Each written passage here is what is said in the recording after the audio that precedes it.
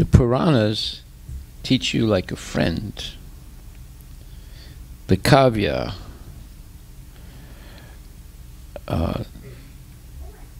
teaches with love, and the Ramayana is the Mahakavya. It teaches with the most sincere love. And Lord Rama, therefore, is the supreme professor. He's teaching how to love. And now we're going to see that by discussing him.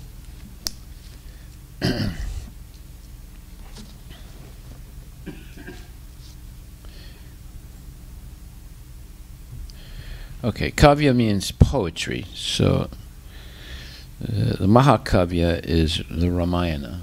It's beautiful, poetic rendering, and also very, very surcharged with love.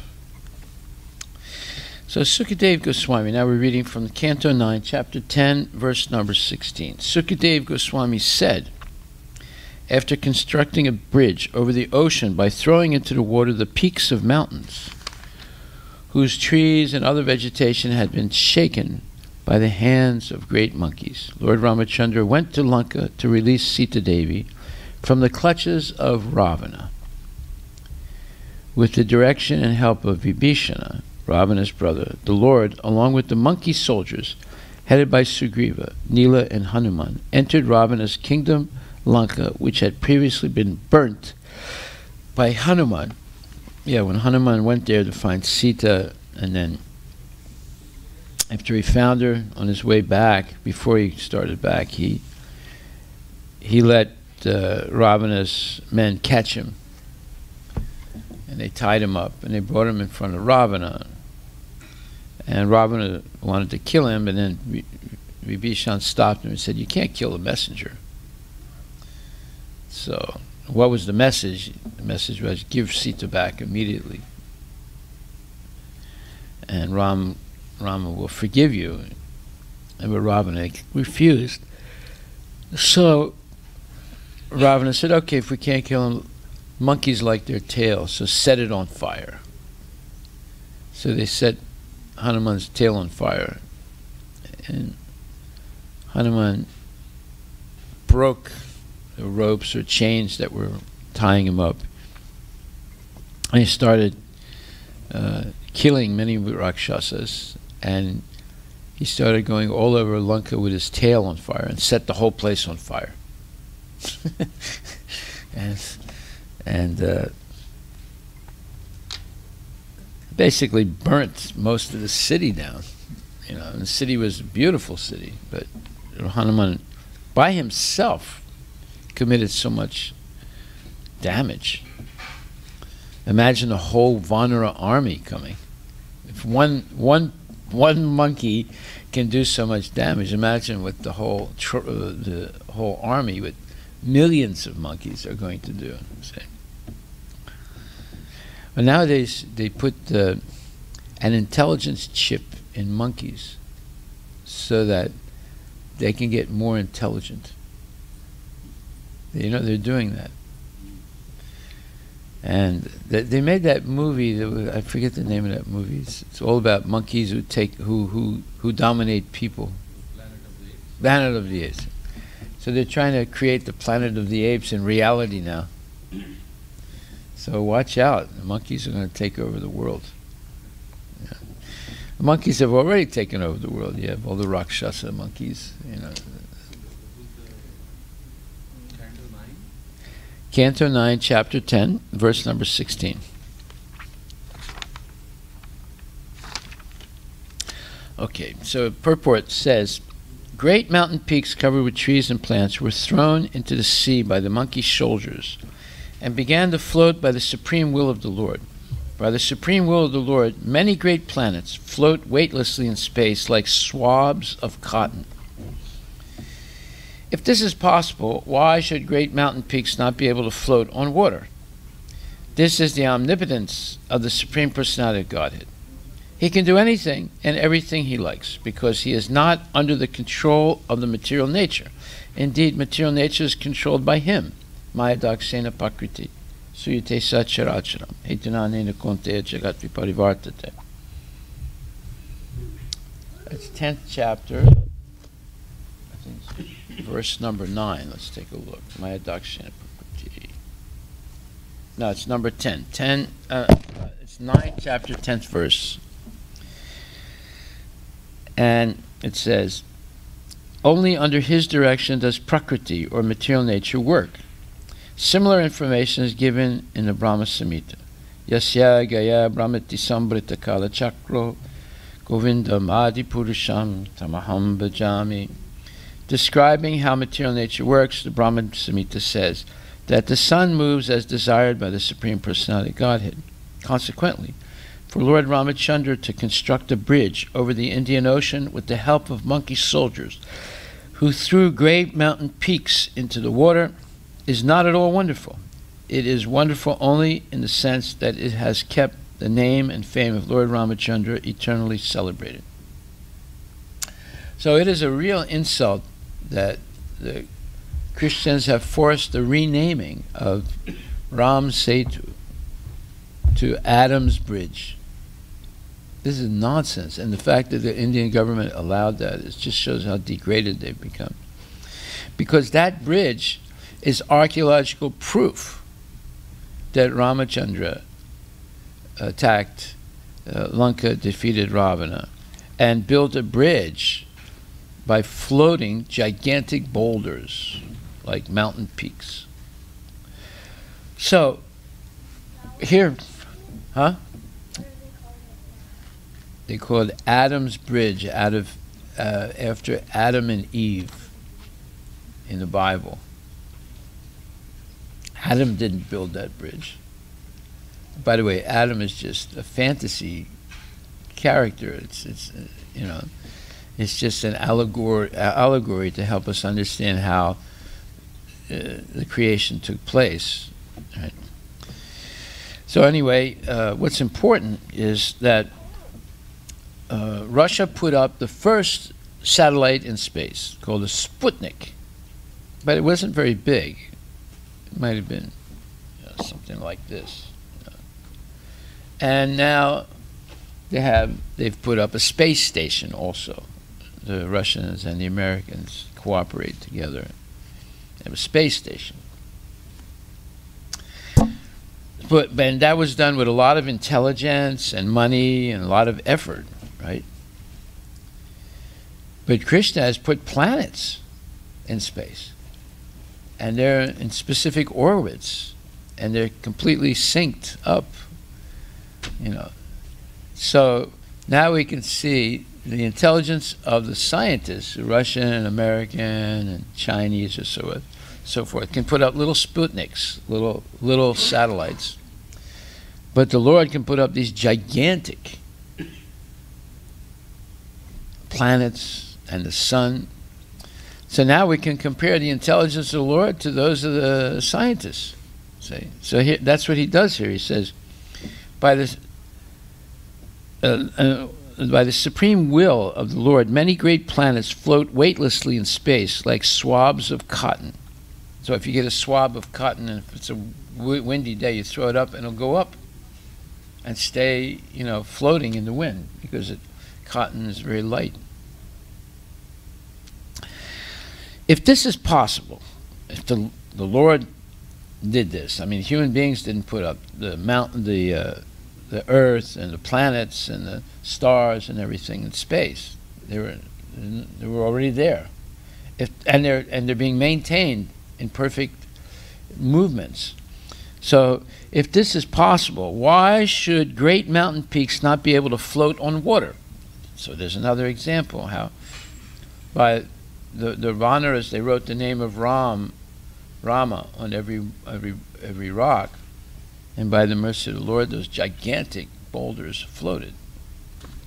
And they're still there, but they've sunk into the ocean now because there's no need for them to cross over the ocean and kill Ravana. Or they already killed Ravana.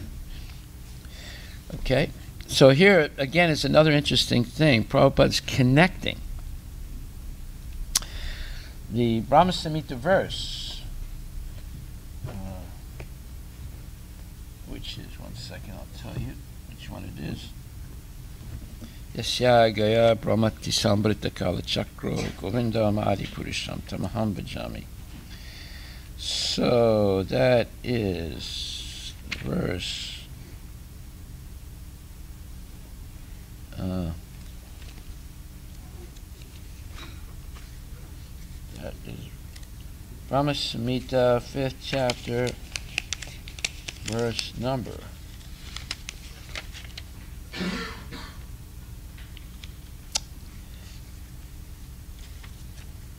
One second. I'll have it in a second.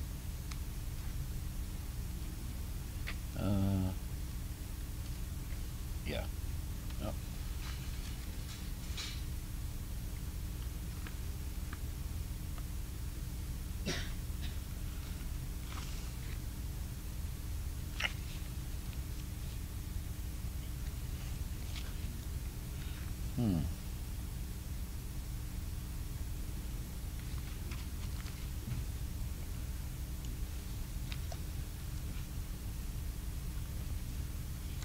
Yasyaga Brahmati Sambrita Kala Chakra.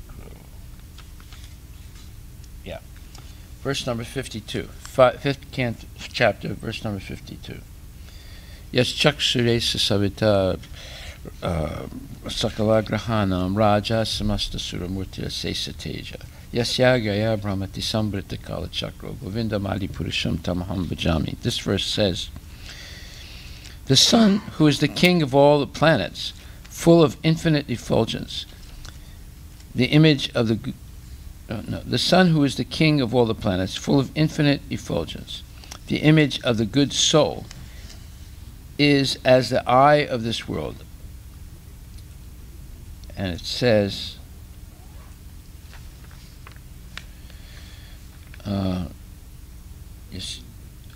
whom Agnaya, by the order Brahmati, performs his journey, Sambrita, complete, Kala Chakra, the wheel of time. So Krishna it says that the sun is like the eye of the Lord, and it is being maintained in its trajectory in the universe by the Lord. And it is the movement of the sun is compared to the wheel of time. Now, when the sun crosses over an atom, that's called atomic time. And when the sun traverses, some other movement, that's called the normal course of time. So time is calculated by the movement of the sun. So let's see what it says here. Yeah, it says, certain professors of the Vedic religion worship the sun as Brahman. The sun is one of the hierarchy of the 5 gods. That's the Panchapasana, established by Sankaracharya. Previously in India, they used to worship 365 gods, one for every day. And they did the same thing in Makkah, the capital. Well, it was the main city of Arabia. But Sankaracharya limited the worship of gods to 5 only. So, and then Muhammad limited the worship of God to only 1, the Kaaba, in the form of the Kaaba, the black stone. Actually, it's a Shiva Linga. So, the Surya and Shiva and Vishnu and Durga, is that 4? And one more, I forget. Maybe, yeah. Maybe, I'm not sure. And every Hindu temple, they have minimum these 5. Yeah, maybe it's Ganesh. So it says, the sun is one of the hierarchy of the 5 gods. Some people target in heat the source of this world, and therefore designate the sun, the only location of heat, as the root cause of this world, notwithstanding all that may be said to the contrary. The sun is, after all, only the presiding deity of a sphere of the sum total of all mundane heat, and is hence a god exercising delegated authority. The sun performs the specific functions of service, certainly by the command of Govinda. So in other words, basically it's saying that the sun is kept in its orbit by the Supreme Lord, or Krishna, or Govinda. And he connects this verse 552 in this Brahma Samhita to 9th chapter, 10th verse of Bhagavad Gita. Maya dakshena prakriti suyute sacharacharam, which means that everything in the material world works under the direction of the Lord. Okay? So that's very interesting how he does that. These are called cross-referenced verses. And it's also explained in the 3rd chapter. Can you give me that book right there? The light blue one. Yeah. 3rd canto, 11th chapter, 14th verse. Let's see if it's in this book.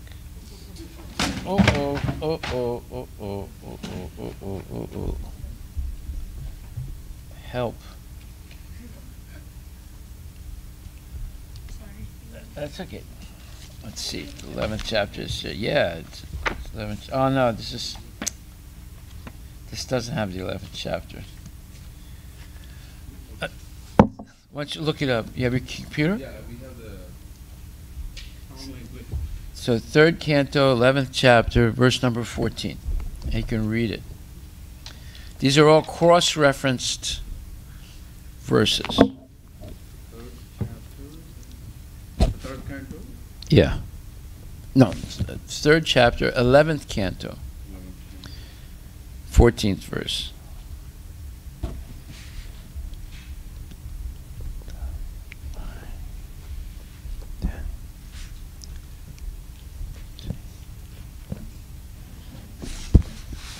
Have it? Yeah. What's it say? No, No, just read the English. The fire deprived of its form by darkness, that's all? I guess so. If that's... dissolves into the element air. And when the air loses its quality of touch by the influence of space, the air merges into that space. When space is deprived of its tangible quality by the Supreme Soul in the form of time, space merges into false ego in the mode of ignorance. Okay, so read the purport. There is no purport to it. Oh, really? Yeah. That's 3rd canto, 11th chapter, 14th verse? So 3rd canto, because you 3rd canto, 11th chapter, 14th verse.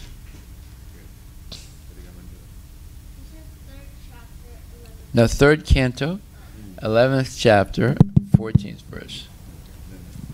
You got it? yeah, this one.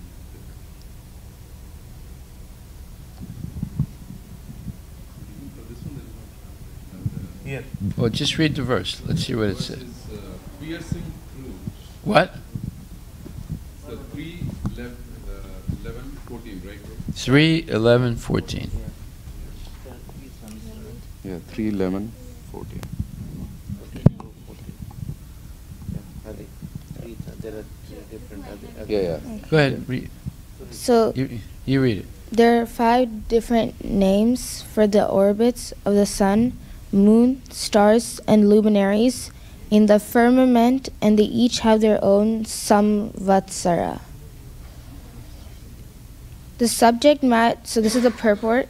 The subject matters of physics, chemistry, mathematics, astronomy, time and space, dealt with in the above verses of Srimad Bhagavatam are certainly very interesting to students of the particular subject, but as far as we are concerned, we cannot explain them very thoroughly in terms of technical knowledge.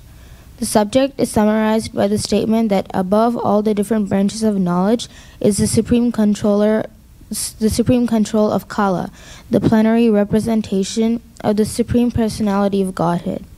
Nothing exists without him, and therefore everything, however wonderful it may appear to our meager knowledge, is but the work of the magic wand of the Supreme Lord. As far as time is concerned, we beg to subjoin here with a table of timings in terms of the modern clock. So, 1 Shruti is 8 out of 13,500 seconds. 1 Veda is 8 out of 135 seconds. 1 Lava is 8 out of 45 seconds. 1 Nimesha is 8 out of 15 seconds. 1 Kshana is 8 out of 5 seconds. 1 Kashta is 8 seconds.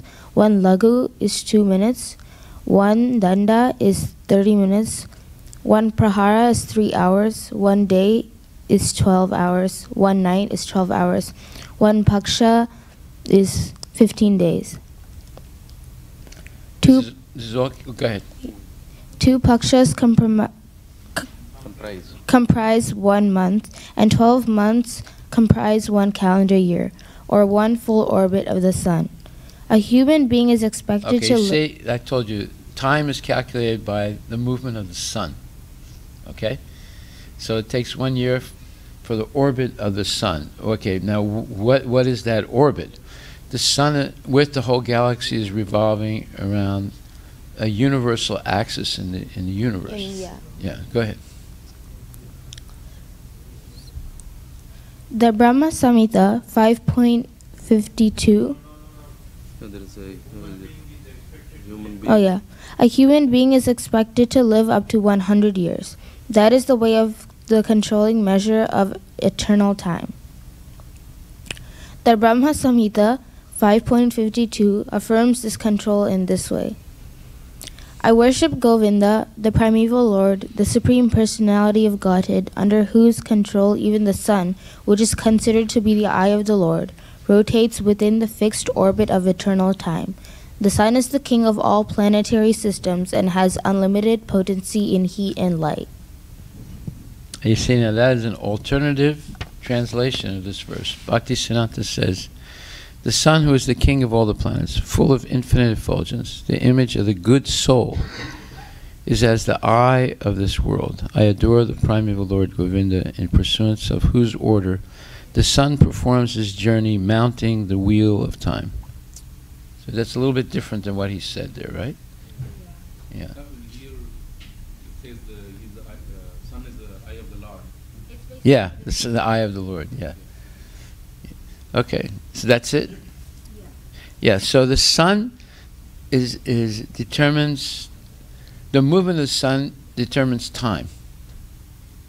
From, a thousandth of a second or whatever it is, the smallest measure, all the way up to a full year.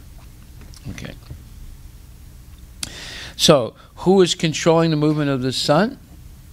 It's not Trump. It's not Putin. It's not Modi. It's not you. It's not me. It's Krishna. And therefore, he's the supreme controller. Now, we are controlling watches. A person can make a watch, right, and keep time. But the watch is calibrated according to the movement of the sun. So every year they have to correct the watches according to the movement of the sun. You see? So the sun's movement is extremely precise. That's why we adjust our clocks according to the movement of the sun. We think our clock or our watch keeps time, but it's not the authority. The authority is the sun.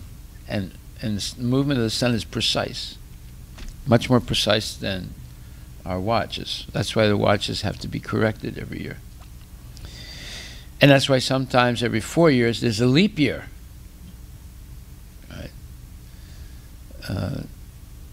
because our calculation of time is not as perfect as the movement of the sun. Okay. So next verse. After entering Lanka, the monkey soldiers, led by chiefs like Sugriva, Nila, and Hanuman, occupied all the sporting houses, granaries, treasuries, palace doorways, city gates, assembly houses, palace frontages, and even the resting houses of the pigeons. Wow, they even controlled the pigeons. When the city's crossroads, platforms, flags, and golden water pots on its domes were all destroyed, the entire city of Lanka appeared like a river disturbed by a herd of elephants. Yeah, because the monkeys invaded the whole place. When Ravana, the master of the Rakshasas, saw the disturbances created by the monkey soldiers, he called for Nikumba, Kumbha, Durmaksha, Durmukha, Surantaka, Narantaka, and other Rakshasas, and also his son Indrajit. Thereafter, he called for Prahasta, Atikaya, Vikampana, and finally Kumbhakarna. Then he induced all his followers to fight against the enemies. Lord Ramachandra, surrounded by Lakshmana and monkey soldiers like Sugriva, Hanuman, Gandamada, Nila, Angada, Jambavan, and Panasa, attacked the soldiers of the Rakshasas, who were fully equipped with various invincible weapons like swords, lances, bows, prasas, ristis, shakti arrows, khadgas, and tomaras. These are all different types of weapons. Angada and the other commanders of the soldiers of Ramachandra faced the elephants, infantry, horses, and chariots of the enemy and hurled against them big trees, mountain peaks, clubs, and arrows. Thus the soldiers of Lord Ramachandra killed Ravana's soldiers, who had lost all good fortune because Ravana had been condemned by the anger of Mother Sita. Now this is a very important point. Prabhupada's going to explain it. Never get your mommy upset. You'll see what happens when women become upset. Never get your wife upset. Right? The soldiers Lord Ramachandra recruited in the jungle were all monkeys and did not have proper equipment with which to fight the soldiers of Ravana. For Ravana's soldiers were equipped with weapons of modern warfare, whereas the monkeys could only throw stones, mountain peaks, and trees. It was only Lord Ramachandra and Lakshmana who shot some arrows. But because the soldiers of Ravana were condemned by the curse of Mother Sita, the monkeys were able to kill them simply by throwing stones and trees. There are two kinds of strength, Daiva and Purushakara. Daiva means the strength achieved from the transcendence, and Purushakara refers to the strength organized by one's own intelligence and power. Transcendental power is always superior to the power of the materialist. Depending on the mercy of the Supreme Lord, one must fight one's enemies even though one may not be equipped with modern weapons. Therefore, Krishna instructed Arjuna, Mam anusmara yudhyacha, think of me and fight. That's the 8th chapter, verse number 7. We should fight our enemy to the best of our ability, but for victory, we must depend on the mercy of the Supreme Personality of Godhead. That's why in English we say, praise the Lord and pass the ammunition. It's just a saying they have, you know, in military circles. They say, praise the Lord and then pass the ammunition so I can shoot the enemy. So here we see that because Mother Sita basically was angry at Ravana for kidnapping her, Ravana and all his soldiers lost the war. Even though they had superior equipment and they were superior in many ways to the monkey army, they still lost. Therefore, we should never get our mom or our wife or our grandmom angry. Because if they're saintly persons, if they get angry, then it brings disaster on the family. And disaster to everyone. Therefore, when children are happy and mothers are happy, then the whole temple is happy. Right? But when children are wild, running around like they did yesterday, and when mothers are unhappy, then the temple is in trouble. Right? Thereafter, when Ravana, the king of the Rakshasas, observed that his soldiers had been lost, he was extremely angry. Thus he mounted his airplane, which was decorated with flowers, and proceeded toward Lord Ramachandra, who sat on an effulgent chariot brought by Matali, the chariot driver of Indra. Then Ravana struck Lord Ramachandra with sharp arrows. So Ravana had defeated Indra. Let's see. I'm sorry. No, Ravana had defeated Kubera and stole his airplane, which I think is called the Pushpaka Vimana, which is like an amazing airplane. But Ramachandra had a chariot which he received from Indra. That's what it says here. Huh?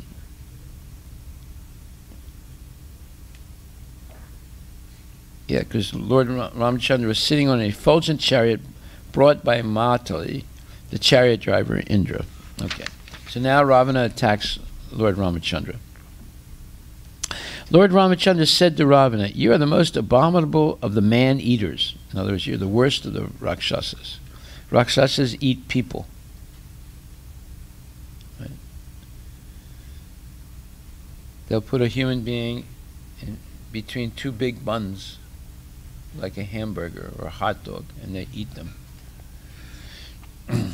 And there are human beings like that too. There was one human being called Idi Amin. He was an African dictator. He ate human beings. He said, the most tasty meat in the whole world is human flesh. He made a statement like that. Imagine how. I mean, you think, oh, the Rakshasas, they only existed, in time of Ramachandra. No, they're existing today. They eat meat. They eat human flesh. Lord Ramachandra said to Ravana, "You are the most abominable of the man-eaters. Indeed, you are like their stool. You resemble a dog, for a dog steals eatables from the kitchen in the absence of the householder." Yeah, Ravana stole his wife. "In my absence, you kidnapped my wife, Sita Devi. Therefore, as Yamaraja punishes sinful men, I shall also punish you. You are most abominable, sinful, and shameless. Today, therefore, I, whose attempt never fails, shall punish you." So Ramachandra is saying, 100% you're dead meat. Right. Purport by Srila Prabhupada. Nachadaivat parambalam. No one can surpass the strength of the transcendence, meaning of Krishna or Rama. Ravana was so sinful and shameless that he did not know what the result would be of kidnapping Mother Sita.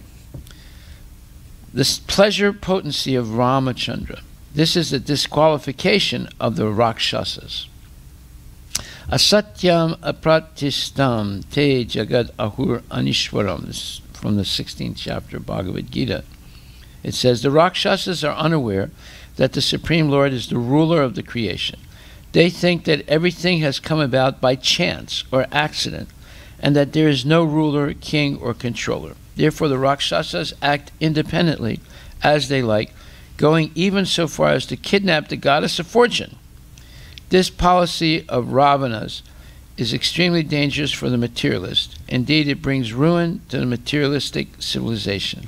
Nonetheless, because atheists are Rakshasas, they dare to do things that are most abominable, and thus they are punished without fail. Religion consists of the orders of the Supreme Lord, and one who carries out these orders is religious. One who fails to carry out the Lord's orders is irreligious, and he is to be punished. So, why are we studying Bhagavad Gita, Srimad Bhagavatam? Why are we studying these books? So that we can understand what Krishna wants us to do. Otherwise, we're going to be punished due to our ignorance. If we don't know what Krishna wants us to do, then and if we just listen to what's being taught in the schools today, they're teaching that everything is relative. You are independent. And whatever you think, that's good. Well, this is nonsense, right? And there's no superior morality established by God. There's no God. So this lady that I met last week, she told me, I asked her, I said, at the food truck, I said, what is your goal in life? And right away she answered, oh, my goal is to experience as many varieties of pleasures in this world as possible. But my only hope, and I didn't ask her this, she said, I said, my only hope is that when I die, there's no existence after death. That I'll end my existence. See? That's her hope. Now, why did she add that? Because she doesn't believe in God. She doesn't believe in Krishna. And if she continues to exist after death, that means that there is a God. And that she could be held responsible for all the nonsense she does in this life. So this is the hope of all the materialists. You see. You should ask your friends, you should ask them, do you believe in God? They say no. What do you think happens after death? What do you think they'll answer? Huh? Nothing. Yeah, there's nothing after death. You see. You see how they have to say that, because otherwise if they think there's something after death, then they could be held responsible for all the nonsense they do. You see. So I told the story about this very wealthy man. He lives in a house that's worth $22 million in Canada. His name was what's that? I keep forgetting that. His nickname was Irv the Liquidator. Yeah, his name was Irvin. He was a Jewish guy. He would buy distressed companies and fire many of the workers, rebuild the company, and sell it for a profit. He was basically a predator. You know, he had money, and he would buy companies that are in distress. They're having difficulty because they're not managed properly or whatever, and basically they're undervalued. And then he would fire a lot of workers, you know, and then rebuild the company and quickly sell it and make a fortune. So his nickname was Irv the Liquidator. Well, Irv the Liquidator last week was 77 years old, and his wife was a little bit younger than him, but his wife was in a wheelchair for 1 year, and she had dementia. You know what dementia is? D-E-M-E-N-T-I-A. Write it down. D-E-M-E-N-T-I-A. Let's look this word up, dementia. It means you basically you're forgetting everything. You forget, you know, who you are, who your family members are. You look them right in the face and they say, "Who are you?" Can you imagine that? D-E-M-E-N-T-I-A. Dementia. Yeah. Yeah, but it gets so bad that, you know, your mother, if she has dementia, she'll look at you right in the face in the morning and say, "Who are you? What are you doing in my house?" That's how bad it is. Yeah. Alzheimer's, linked to the Alzheimer's. Yes. Amnesia is if someone hits you over the head with a hammer, when you wake up, you forget, who you are. This is a gradual degradation of. Yeah, this is worse. Dementia is where you gradually see them forgetting. Like many of these people, they will walk out of the house and they don't come back. They forget where the house is. Yeah, and they get lost. Just wandering in the street, They And forget their kids, and we actually had a friend whose dad. He went there after a year, and he can't recognize him. yeah, My teacher, her dad had, doesn't know who she is. yeah. That's a very terrible thing. So, Irv the liquidator liquidated his wife and himself. Why? Because Irv the liquidator does not believe that there's anything after death. Even though he has a religion, he's Jewish, but that doesn't mean anything. Right? He actually thought that, by killing his wife and himself, then it would be better than continuing to live. You see. So this is based on this modern education that teaches you that everything is relative, there's no God, and when you die, it's all over. There's no higher morality, there's no one you're answerable to. When you die, it's all over. So what does that mean? That means that while you're living, you should experience as much as you can. Eat meat, eat pig, eat a snake, eat anything that moves. Then you're a Chinese. You see. So eat as much as you can and have as much sense gratification as you can, and just, because when you die, it's all over. Now, why don't you ask some of your friends who are atheists? What do you think they'll say? I would say there's nothing after and just enjoy. Yeah, there you go. They say. You see how modern education makes you dumb? Makes you actually stupid. And Irv, the liquidator, was a gigantic stupid guy. Even though he lives in a $22 million house, probably has beautiful cars and so many things. A very wealthy guy, right?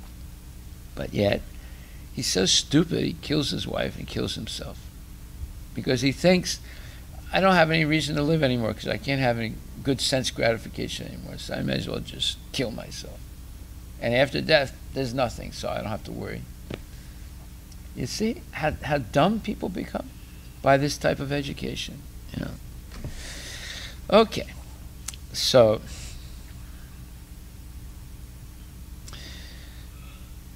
after thus rebuking Ravana, Lord Ramachandra fixed an arrow to his bow, aimed at Ravana, and released the arrow, which pierced Ravana's heart like a thunderbolt. Because Rama, before that, was cutting off Ravana's heads. He had 10 heads. Every time he'd cut off his 10 heads, another 10 heads would grow. So he couldn't kill him by cutting off his heads. That just proves that there was, just some hot air in his heads. There was nothing there, nothing of value, so he could grow another head. But when he hit him in the heart, that was it.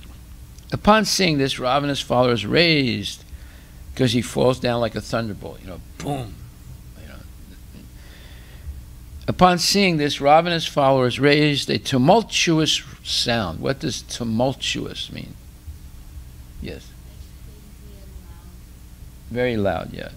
It was like the kids yesterday, slamming doors and screaming and banging on the walls. Were you doing that? Did you see people doing that? Yeah. Yeah, we're going to have an Istagosi, and in the Istagosi, I'm going to explain that as long as some of our kids, I can't say everybody, but we know the names of the kids. We noted them down yesterday. And we're going to talk to their parents.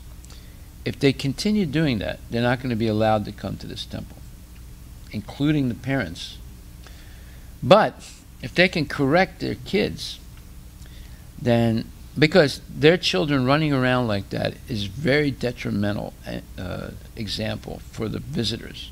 The visitors say, wow, all these Hare Krishna kids are running around like Rakshasas, banging on the doors, slamming the doors, screaming. And the kids, from the outside people, they're standing next to their parents, chanting, listening to the class, and acting well, therefore, I'm not going to bring my kids to this temple because they'll end up like that. So children doing that are actually giving a bad example to the public, and it will keep the public from taking this temple seriously. They'll say, I'm not going to bring my kids here if they end up like that. So we're going to inform the parents. If they can't control their kids while they're here, then they can't come and the kids can't come until they're able to control the kids, because it's actually going to destroy the image of the temple. We're here to build character. We're not here to build wild kids. And the parents don't care. They think, this is like a 2-story playground, right? So, anyway, that's coming down the pike, as they say in English. Yeah. So, tumultuous, T-U-M-U-L, T-U-O-U-S. You going to write it down? Or are you going to keep your hands in your pocket? Did you write down the previous word? Do you remember what the word was? Yes. So write that down first. D-E, which one? The new word? T-U-M-U-L.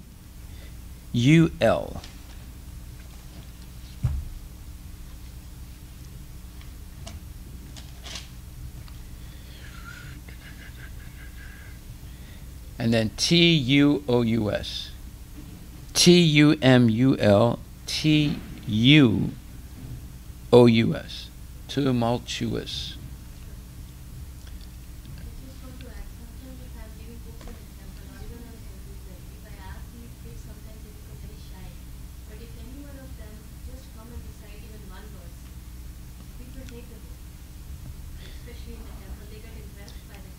No, but that, you see, you're taking them away from screaming, banging on the walls, slamming doors, pulling chairs out from people so they fall down on the ground, and doing all kinds of nonsense. So you don't want to disturb them from doing that, because that's more important than helping people see that we're training them to learn Bhagavad Gita.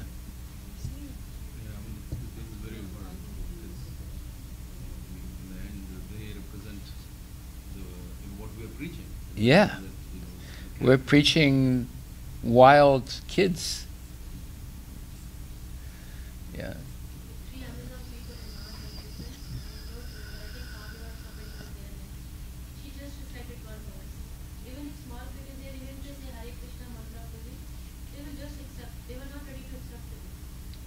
Yeah. Okay, did you write it down? Yeah. Tumultuous? I already know what that means. It doesn't matter. Do you know how to spell it? Okay, wait a minute. You know what it means. Can you spell it? No.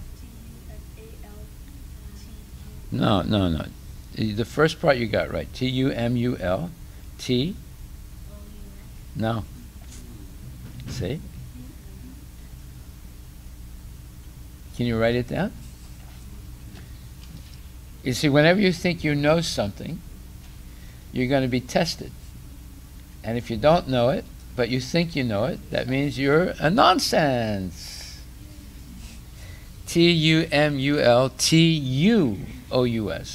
I write my U's like A's sometimes. Well, correct it now. Okay, so what has happened, they were saying, the followers of Ravana. As Ravana, vomiting blood from his 10 mouths, fell from his airplane, just as a pious man falls to earth from the heavenly planets, when the results of his pious activities are exhausted. What is this example? Comparing Ravana falling down and spitting blood from his 10 mouths to a pious man who falls to earth from the heavenly planets when the results of his pious activities are exhausted. What seems strange about this comparison of Ravana dying and falling down and spitting blood?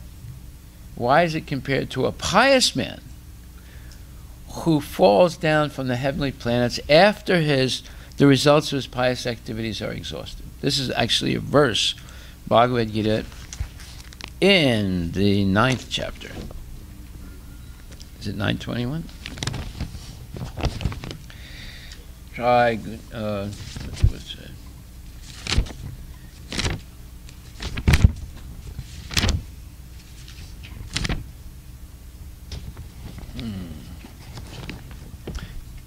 Try vidya mam somapa putapapa yajna istva swargatim partayante te punyam asadya surendra lokam asnanti divyan divideva bogan. I'm sorry. No, it's the next one. Te tam bhukva swarga lokam vishalam shine punya martya lokam vishanti. That's the line. When they have thus, these are pious people who follow the Vedas but for material elevation. Right? They do the pujas, they do yagyas, but it's all for material elevation, to be able to go from the earth to higher planets.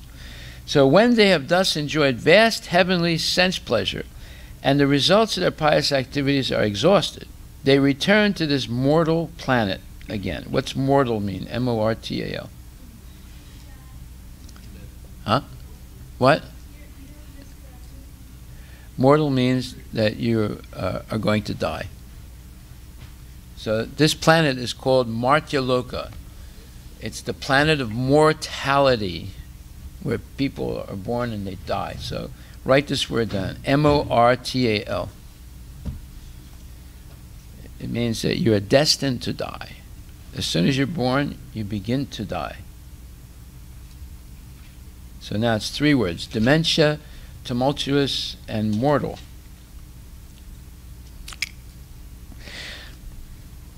So here you see that Ravana is being killed by Rama, and he's falling down from his chariot and he's spitting blood from his 10 heads, is compared to a pious person who was elevated to the heavenly planets, and now the results of his of his pious activities is over. It's just like, let's say I give you $25 to go to Disneyland. How many rides do you think you could get on with $25 in Disneyland? 1. Okay. Now, as soon as that 1 ride is over, how much money do you have left? Huh? I thought you said one ride costs $25. You have nothing left. So what do? You're like Ravana, spitting blood and falling down. You go back home with nothing, you see. So that's what happens to pious people who follow the Vedic rituals, but for material elevation to the heavenly planets where there's better sense gratification. So what happens when they spend their money there, going on the different rides, then they're left with 0. And when you're left with 0, you're like Ravana, spitting blood from his mouth, falling down again to, Renton or someplace like that, or Detroit, or, Alabama, and take birth and have to start all over again, You see, this is it's very strange. It compares a pious person to Ravana, because there's no difference between them. He Yeah, he also did. Yeah, he did pujas. He was doing pujas. He had hired brahmanas doing pujas every day in Lanka. It's not that, Lanka was only like a nightclub where they're drinking and smoking all the time. No, he had brahmanas doing pujas, right? But for material benefit. But when your material benefit is over, you're spitting blood out of your mouth, vomiting, and going back where you came from. In Bhagavad Gita 9:21, okay, there it is, yeah. It is said, Shine Punya Martya Lokam Vishanti. When the results of their pious activities are exhausted, those who have enjoyed in the heavenly planets fall again to earth. The fruit of activities of this material world are such that whether one acts piously or impiously, one must remain within the material world according to different conditions. So, what does that mean? Whether you act piously or impiously. What does impious mean? And what does pious mean? You know? It doesn't have anything to do with a pie. It's not like an apple pie or a cherry pie. Okay? So you have to write this word down. Pious and impious. Pious and impious. Did you write this down? You know these words? Yeah. Okay, how do you spell impious? What? Impious. I-M-P-I-O-U-S. Okay. What does it mean? What does it mean? Like you're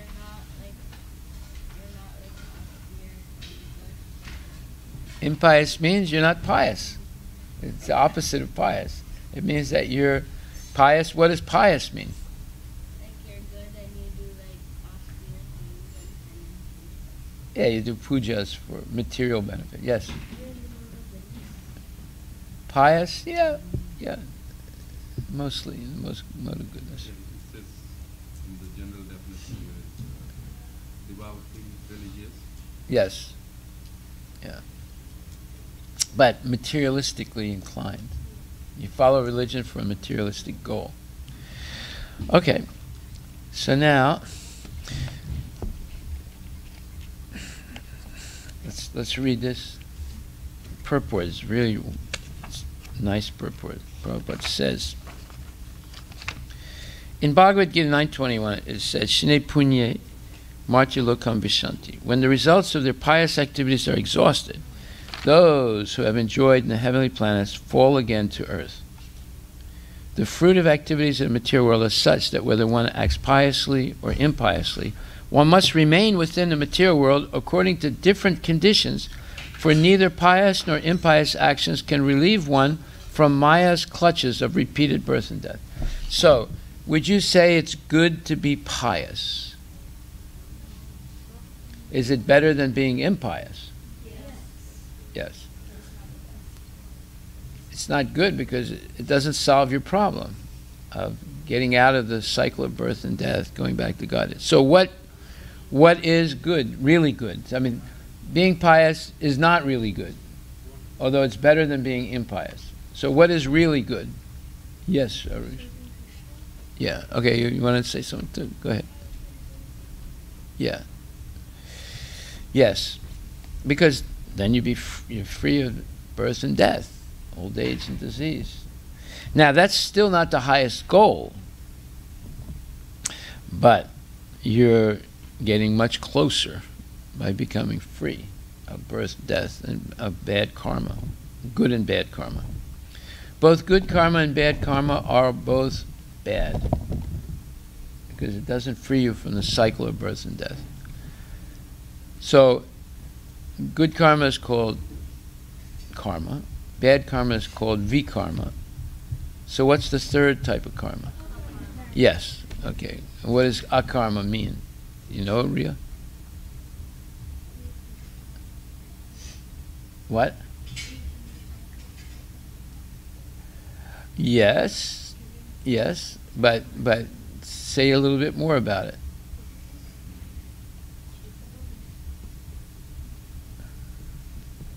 Okay, Sanskriti. And what happens? Yes. Without reaction. It's without reaction. Yeah. Okay. But it's with spiritual benefit, real spiritual benefit. Yeah. Okay, so now it says, well, you become free of Maya and repeated birth and death. Okay, so Ria, your answer was right, but I just wanted to see if you could say a little bit more. So it means that you're no longer subject to karma, the laws of karma. Somehow or other, Ravana was raised to an exalted position as king of a great kingdom with all material opulences. But because of his sinful act of kidnapping Mother Sita, all the results of his pious activities were destroyed. This is a big point. That means Ravana did many good things to be able to be such a powerful king. And one thing destroyed all the good things. One thing destroyed all. What was the one thing that destroyed all the good things for Ravana? He kidnapped Sita. Now we see how one thing can destroy many good things. Now Duryodhana was the same. Duryodhana was the same. Who knows what Duryodhana does? Stop pulling his pencil, please. You're pulling his pencil from under your leg. Does that sound like something good to do while I asked an important question? So what did Duryodhana do? Yes. You refuse to give even like a penny of land. Yes. He refused to give the Pandavas their rightful kingdom. He wanted to usurp it. You are S-U-R-P. What does it mean? Take it illegally. Okay? How do you spell it again? U-R-S-U-R-P. Usurp. It means to take something illegally. Did you write it down, Krishna? There is no R, first R. Oh, how do you spell it? Sir, U-S-U-R-P. U-S-U-R-P. You're going to write it down? U-S... Usurp. Yeah. S-U-R-P. Usurp. How do they pronounce it? It says usurp. Usurp. U-S-R-U... U-S-U-R-P. U-S-U-R-P. U-S-U-R-P. Usurp. Usurp. You don't really pronounce the R so much, right? Yeah. Usurp. Here the pronunciation says usurp. Usurp. Y-O-O, I mean, he's giving that. Usurp, yeah. Usurp.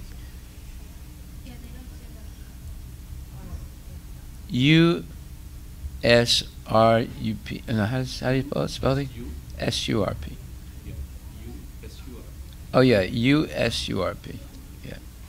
Take illegally or by force. Okay.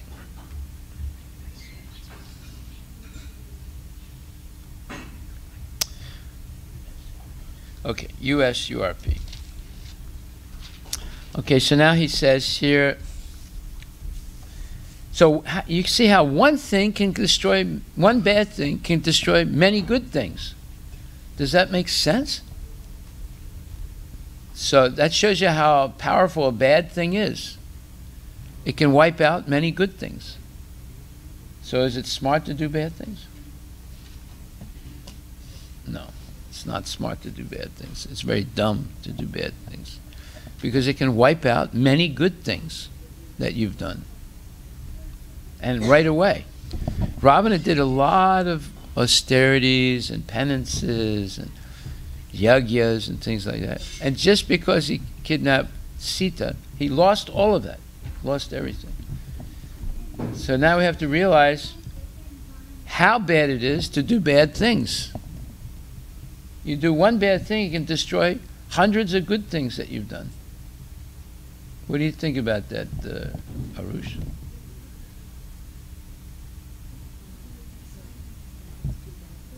Huh? It's really bad. Even one bad. Just one bad thing is enough to wipe out hundreds of good things that you've done. Now, does that mean bad things are stronger than good things? Bad things are stronger than good things done for material benefit. But bad things are not stronger than good things you do to please Krishna.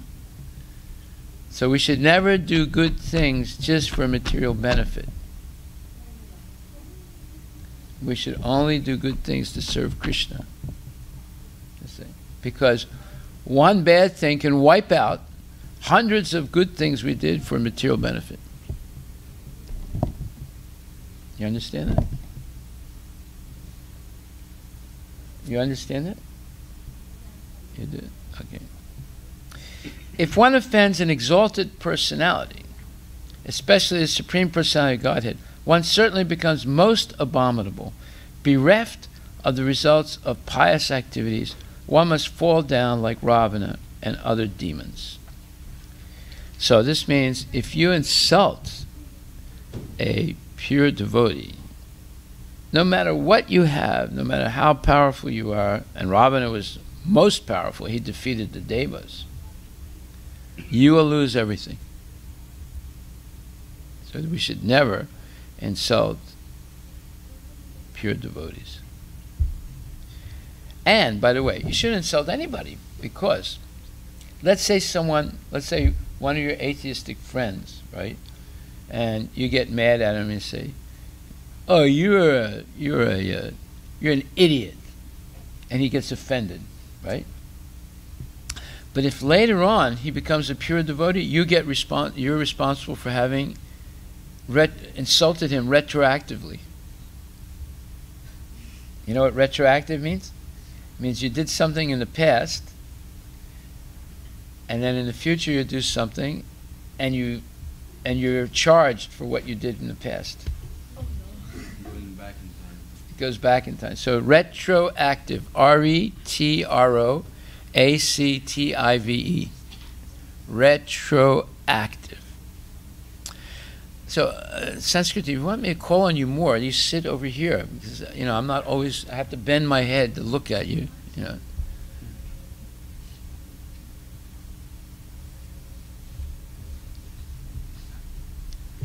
Did you know that that's a rule? A rule of karma. If you insult a person who's a nonsense, but later on they become a pure devotee, you're retroactively responsible for Vaishnava aparad. You have to be really careful.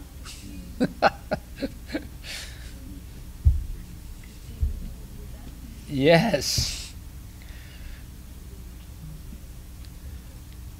Okay, somehow or other, Ravana was raised to an exalted position as the king of a great kingdom with all material opulences. But because of his sinful act of kidnapping Mother Sita, all the results of his pious activities were destroyed. If one offends an exalted personality, especially the Supreme Personality of Godhead, one certainly becomes most abominable.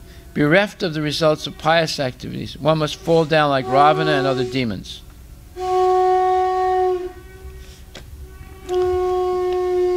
It is therefore advised that one transcend both pious and impious activities and remain in a pure state of freedom from all designations.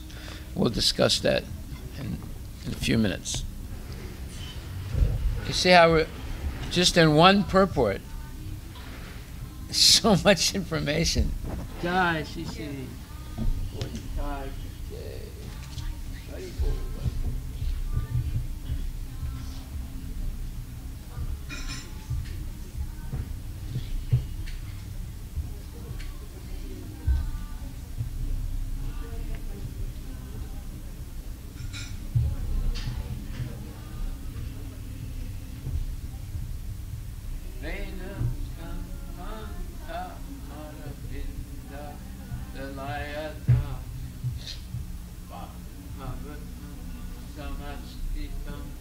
Buddha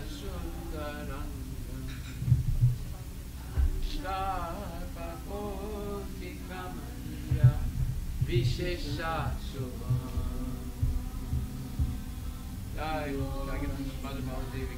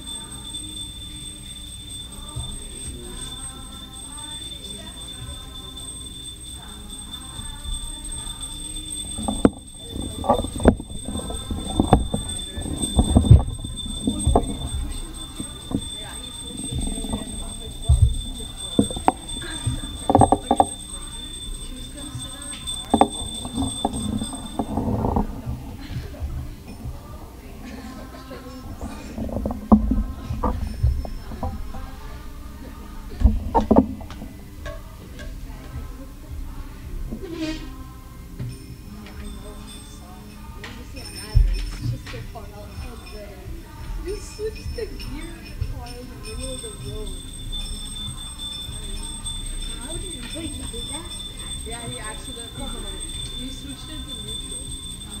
And Prabhu's just driving it. Yeah, we're talking about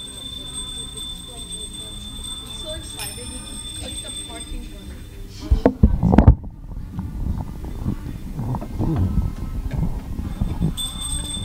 Arush, you have to sing your dad one.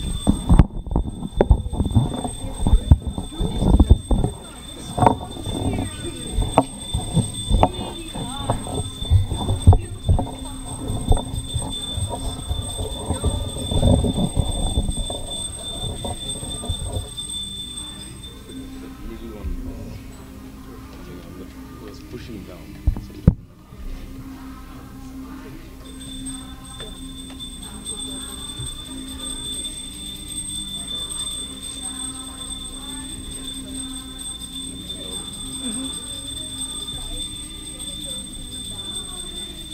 No, because I'm gonna mess up everything. Because you play differently and I play with styles.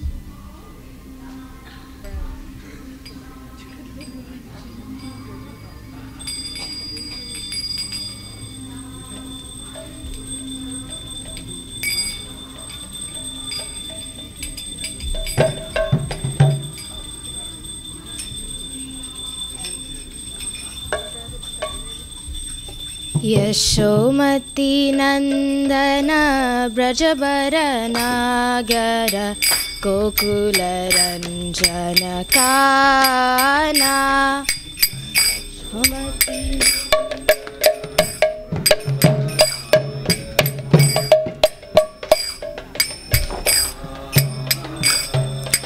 Yashomati नंदन ब्रजबर नागर गोकुल रंजन काना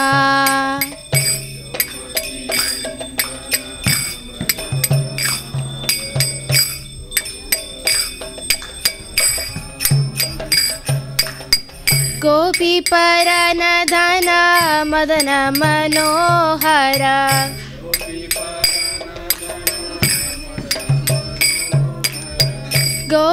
गोपीपरनधन मदन मनोहर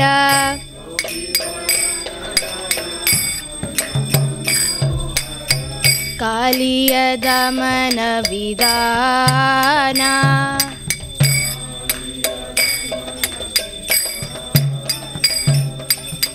अमल हरिनाममिय विलासा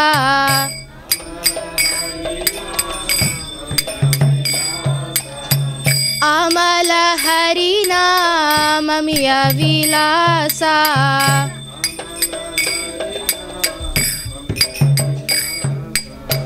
विपिन पुरंदर नवीन नगर bore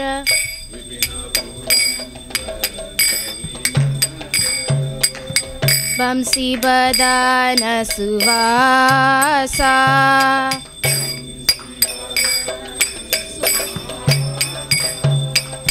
प्रजन पालन सुरकुल नासन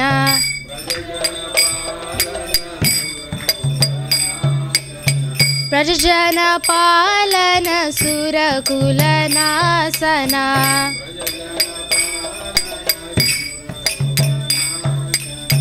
नंद गोदन रखवाला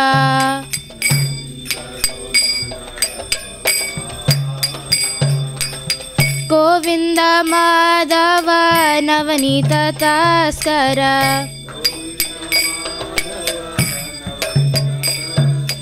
गोविंद माधव नवनीत तस्कर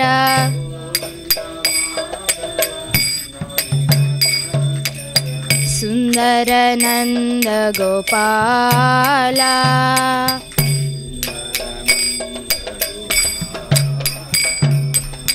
जमुना तट चर गोपी बसन हर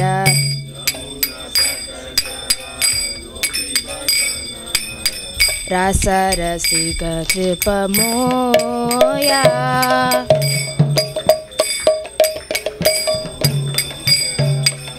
श्री राधा वल्लभ वृंदावन नटवर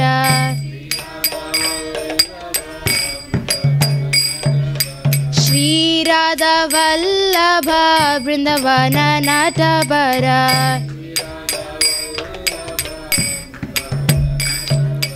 भक्ति विनोद श्राया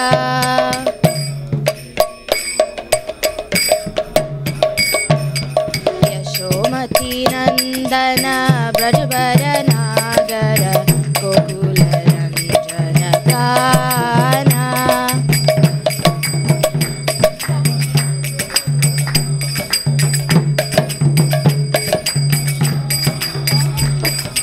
यशोमती नंदन ब्रजवर नागर गोकुल रंजन काना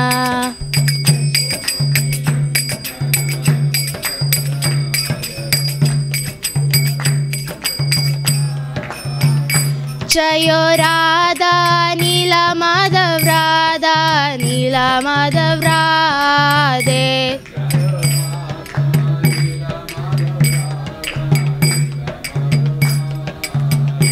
जयो राधा नीला माधव राधे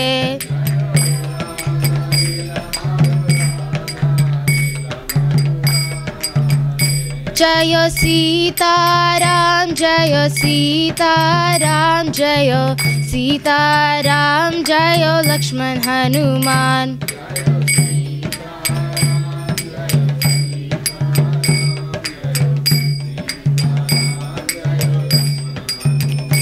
जयो लक्ष्मी नरसिंह जयो लक्ष्मी नरसिंह जयो लक्ष्मी नरसिंह जयो लक्ष्मी नरसिंह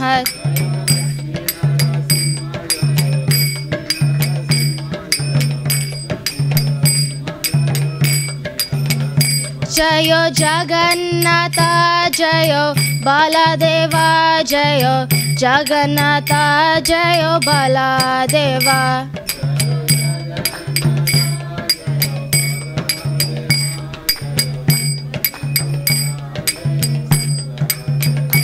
नित्य गौर हरि बोल नित्य गौर हरि बोल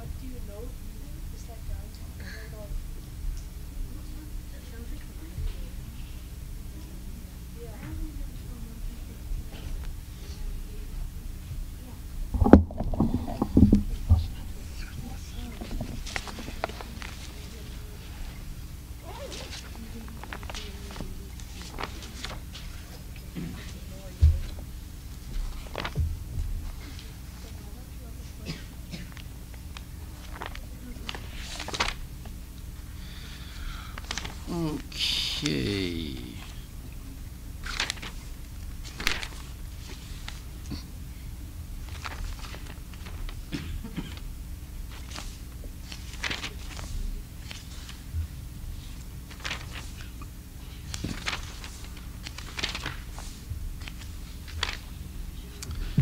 Okay, so let's finish it, then I'll give you homework, and then you can read your homework from last week. Okay? Did you do it?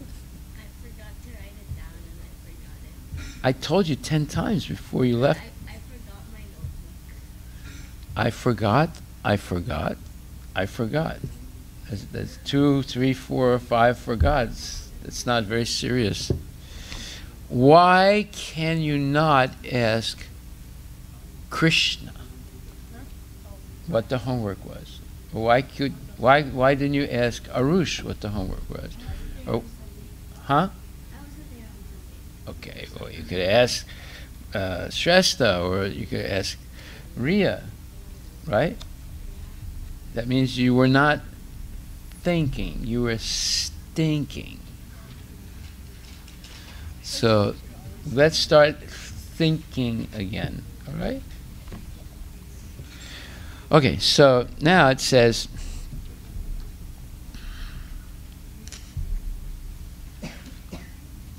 if one offends an exalted personality, especially the Supreme Personality of Godhead, one certainly becomes most abominable, bereft of the results of pious activities. One must fall down like Ravana and other demons. It is therefore advised that one transcend both pious and impious activities and remain in the pure state of freedom from all designations. Sarvapadi vinirmuktam tatparat vena nirmalam. What does it mean, remaining free from all designations? Krishna. Yes. What is it? What is it? You don't know what designations mean? Okay, let's spell this word. Who knows what designations means? What happened to Sanskriti? You know what it means? Okay. Okay, Pooja, what does designations mean? The position. Yes, Shrestha.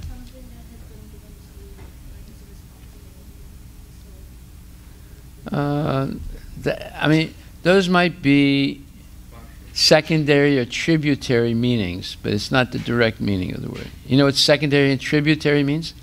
It means like a second or third meaning, but not the direct meaning. Yes, Arush? D-E-S-I-G-N-A-T-I-O-N.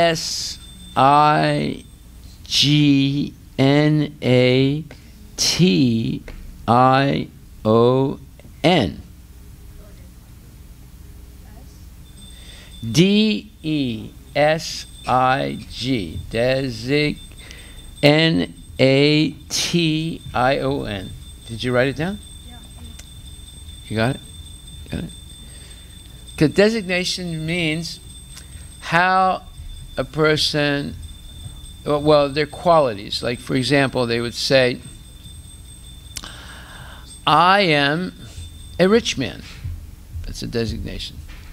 I am a Gujarati. That's a designation. I am the owner of this house. That's a designation. I have big ears. That's a designation. Right? Somewhat like an identity. Yes, they're identifying themselves in a materialistic way, right? Through their possessions or through their qualities, material qualities, or like that. Those are all, they're, in Sanskrit it's called upadi. Upadi, designations. So here it says, one is advised to transcend both pious and impious activities and remain in the pure state of freedom from all designations. Yes. Are you asking how to do that? Okay. I think it's like, remember we talked about Yes. If you're neutral towards everything in a way of like thinking of it in the surface. Where's the microphone anyway? We're not using this microphone. Okay, I'm going to stop you. You're wrong. Oh. Well, hold on to the microphone anyway. I'm going to ask you a question.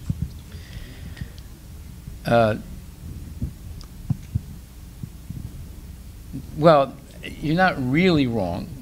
You're getting close to the answer. But a designation is how you materially identify yourself. Like the boy with the Viking pullover, right? So that would be a designation. Yes?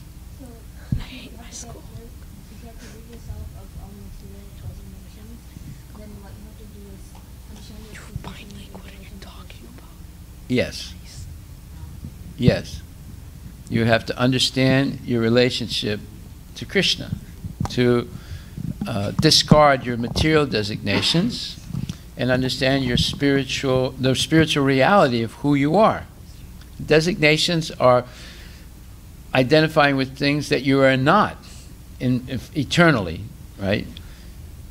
But your relationship with Krishna is eternal, so that would be your real identity. So, like, for example, the boy with the black cloth gloves, who is that? That's you, okay. The boy with the orange and gray coat on, that's you. Yeah. But is that who you are? No. So it's just a temporary thing. It's not. Well, let's understand one thing. Whatever is eternal is real, and whatever is temporary is only temporarily real. Therefore, from the Vedic point of view, it's not real, because it doesn't have eternal existence. But it does exist. It's existing temporarily, but it doesn't have full. It's not eternal. So therefore, it can be illusory, because now you have it, and later on you won't have it, right? Eventually you'll throw those gloves away, and you'll throw that coat away, or give it to Goodwill. So now you can't identify yourself with it anymore. And eventually your body is going to change. Like you could say, the boy who's 4'10". Yeah, but 5 years from now you could be 5'8". So you're no longer the boy that's 4'10". See? So all these types of designations are material and temporary designations. Like I am from Telangana, or I am from Andhra, or I'm from Western Kashmir, which is Pakistan, or I'm from Eastern Kashmir, which is India. Yes. But maybe 5 years from now, they'll still be from the long place. No, but no one is. No, well, see, now we get into the question of what is an illusion. 7, 8 years ago, there was no Telangana, it was Andhra. And then they separated, and now there's Telangana, right? So will there be Telangana 10 years from now? There will? How do you know? 500 years ago, this was not the United States. Actually, 250 years ago, this was not the United States, where we are right now. It was part of Russia or part of Mexico. Will it be 500 years from now the United States? We don't know. It could be part of China, Xinjiang, you know, or it could be part of Saudi Arabia. You know, we don't know. So you see, these things are not. These designations are temporary designations. Therefore, they're not eternal. So if you identify with something, see, why do we say that identifying with something temporary is illusory? Because you don't know how long it's going to last, because it's a temporary thing. Like, for example, if you identify yourself with your body, and let's say your body was born in the United States, so you say, I am American. How long is that going to last?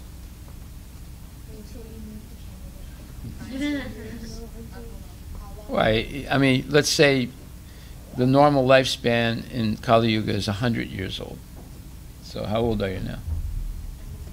So, therefore, 89 years potential. And after that, your body doesn't exist anymore, right? So therefore, it's illusory, because now you have it, and later on you won't have it anymore. So you can't identify with that body. So why is this wrong to identify with temporary things? Because your soul is eternal. If your soul was not eternal, if it was just a body, then you would say, this is the only reality I have. But that's not true. You're not this material body. You are the soul in the body, the consciousness in the body.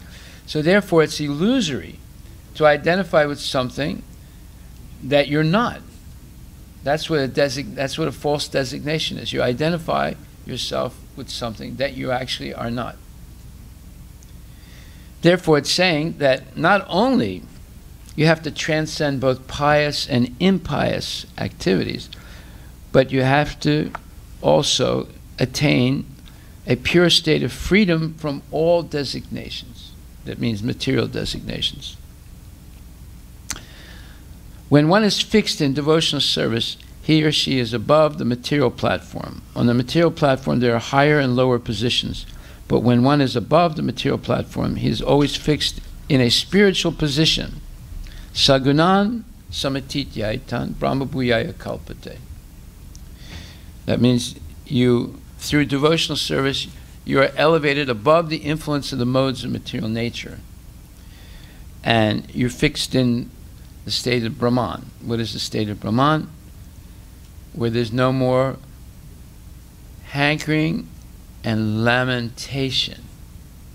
Sochati is lamentation, and hankering is kankshati. So, why? Because you're fixed in the understanding of, I'm not this body, I'm not a product of matter, I am a pure soul, and my soul is the eternal part and parcel of Krishna. That's who I really am. Therefore, whatever happens to the body does not disturb you. Look what happened to Bhismadev. He was shot with so many arrows. He had to stay on that bed of arrows for weeks until the battle of Kurukshetra was over. And then he had to wait till all the funerals were over. So by that time, he no longer had any blood, he no longer had any flesh or organs, he was just bone. But yet he stayed alive. That's another proof that I'm not this body. There's a proof that he stayed alive even though he had no longer, his body had virtually disappeared. See? And then he spoke, in that state, he spoke the Vishnu Sahasram Sutram, and he spoke the Raja Dharma, which is a vast amount of pages in the Mahabharata. So that's proof that I am not this body. And then when one is fixed in devotional service above the material platform of desires and lamentation, you desire to have something. And then when you lose it, you lament, I lost it. So that's material life. So let's say on Christmas Day, Agastya gets a remote control car. And Agastya's brother, what's his name again? Advaita gets a Krishna conscious little book. Okay. So now Agastya is playing with his remote control car. Bzz, bzz, bzz, it's going all over the place. And your little brother Advaita is looking at the book, and what does he do? He throws the book on the ground and tries to grab the joystick from you. And what do you do?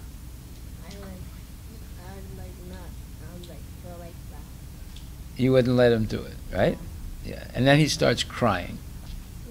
That is Sochati and Kankshati. What does that mean? Desire desire or hankering and lamentation. He wanted to take the remote control away from you and make the car go zzz, like that, right? And you wouldn't let him, so he got really angry, and then he started crying. He started lamenting. You see? That means you're not on the level of Brahman. Okay, homework. Before you go, homework. Homework is Canto 9, Chapter 10, verse number 23. Write an outline of all the points that we discussed.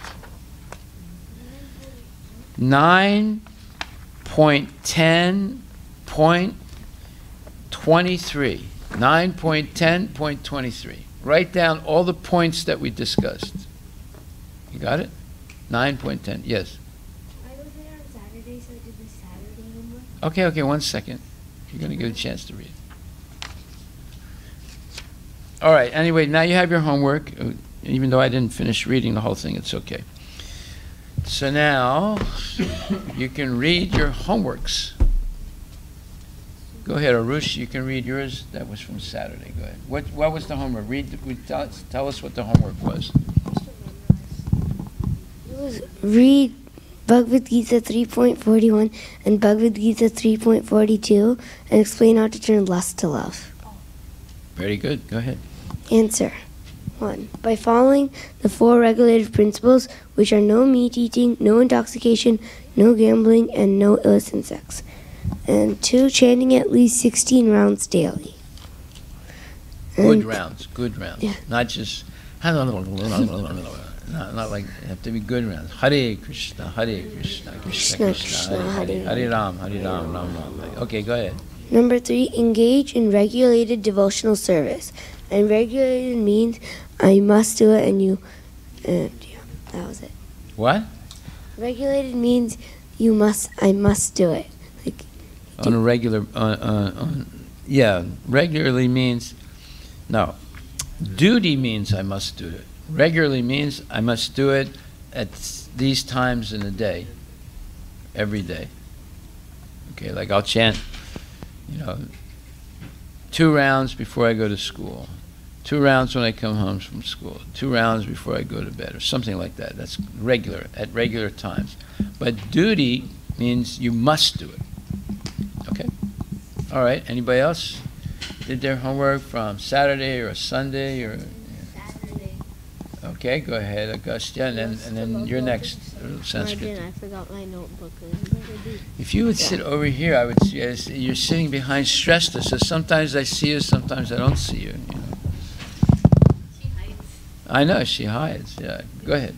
So, Say what the homework is. it was read Bhagavad Gita 3.41 and 3.42 and explain how to turn lust into love. Okay. So 1, if you want to never get lust, you must start Krishna consciousness from a young age. Then the natural love for Krishna never deteriorates into lust. But if you want to actually get from lust to love, you have to stop giving materialistic attachment to your senses. After that, you have to make your soul engaged in Krishna consciousness. The senses are controlled by bodily actions. Bodily actions are controlled by the mind. The mind is controlled by the intelligence. The intelligence is controlled by the soul. So naturally, if the soul becomes Krishna conscious, so will everything else, and then you will get from lust to love. How do you get the soul to become Krishna conscious?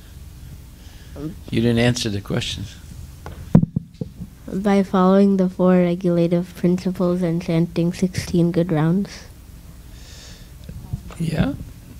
But chanting 16 good rounds, regularly coming to class, and regularly offering your food to Krishna so that you're eating prasada, and regularly come to the temple and do devotional service.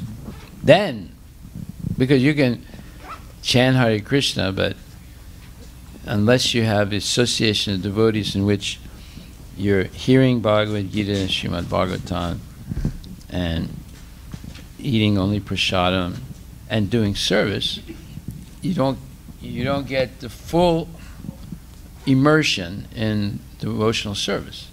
The full thing is 4 things you shouldn't do, 4 things you should do. That's the full, let's say, experience of Krishna consciousness, of turning lust into love. Okay, go ahead. And of course, it means that you will accept bona fide spiritual master, shiksha or diksha gurus, to guide you. Right? Go ahead. Don't forget that. That's important. So this is Saturday and Sunday's homework. Which is? It was to memorize the chapter 4, verse 10 of Bhagavad Gita's last The last paragraph. Yeah, That last explains paragraph. the process of going from being Mr. Nonsense to developing pure love of Krishna. Okay, go ahead. Shraddha to Prema, right? Yes. Shraddha, Sadhu Sangha, Bhajana Kriya, Narta Nivriti, Rusis. Well, I saw Rusis. No, Ruchi. no. Anartha Nivriti, Nishta. Rusis. Ata Shaktis, Nishta Ruchis. Bhavas, Atasati. Prema. Yes, very good. Okay, but that's it? You don't want to say what they are? You don't know what they are. Okay, yes, Sanskriti. What?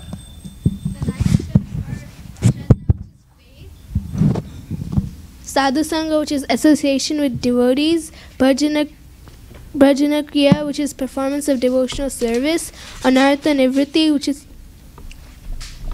which is decreasing of unwanted attachments, Nishta, which is steadiness, Ruchi, which is taste for Krishna consciousness, and then Atashaktis. Atashakti, which is attachment for Krishna, and then Bhava, which is love for Krishna, and then Prema, which is pure love for Krishna. And Bhava is ecstasy Welsh. Ecstatic feelings while chanting Hare Krishna. Okay, so you have to learn what they mean. Write them down and you tell me, next week. Okay.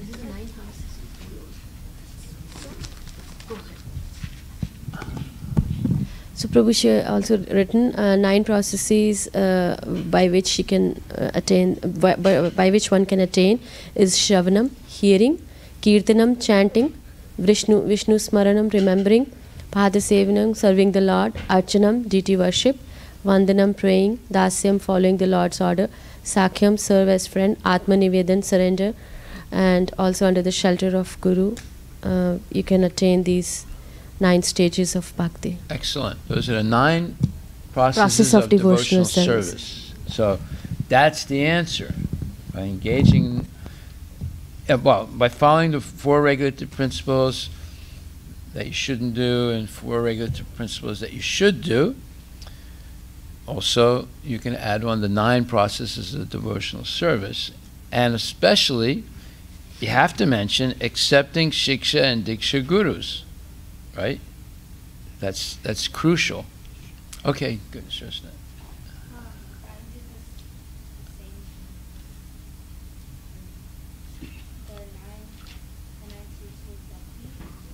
The 9 steps to attaining pure love. Pure love or prema. So the first one is Shraddha. So little faith or inspiration when one hears or learns about Krishna You can also consciousness. say appreciation for devotees. Appreciation for devotees. And then Bhajana Kriya is initiation. Well, no, then there's Sadhu Sangha. Oh, okay, yeah. Sadhu Sangha, which is association with devotees. Right. And then Bhajana Kriya is initiation. Performance Yeah. devotional service. Anartha Nivriti is disciplining. Nishta is It's following the discipline of spiritual master and eliminating all unwanted things. That's what it actually is. okay. Yeah. Eliminating all unwanted Yeah. bad habits, like sticking your finger in your nose, and things like that. And then Playing with your feet. Yeah. Nishta is strong faith, so developing strong Yes. faith. Yes. Ruchi is getting the taste of Krishna consciousness, Taste for hearing and chanting. taste for hearing and chanting. Real taste. That means like you can't do without it. You Yeah. have to do it every day. Atta Shakti You don't is feel like, oh no, class again. Oh, God. It's going to be so long. Oh. Atta Shakti is developing an attachment. Attachment to Krishna, not it's attachment to a Atta Shakti. pinball machine or to a right. Attachment to Krishna. How do you pronounce it? It's asakti. Atta Shakti. It's Atta Shakti. It's asakti. Asakti is that interest. It's attachment. Let's see here. Wait a minute. Maybe I'm wrong also. That's what it said in the purport. What It's is what the I think. spelling? Atta Shakti. ATASHAKTI.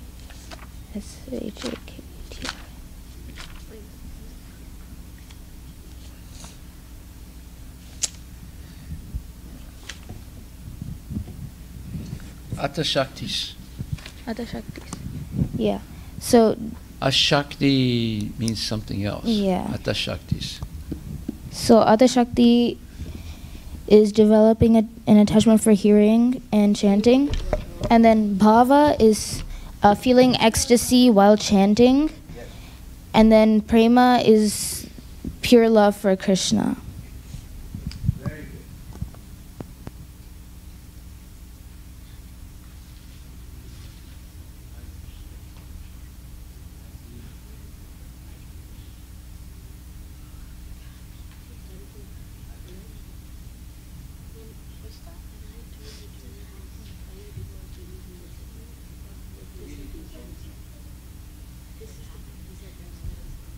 Okay. That's it? Everyone right there? Oh. Do your homework? Oh. So, then you have your homework for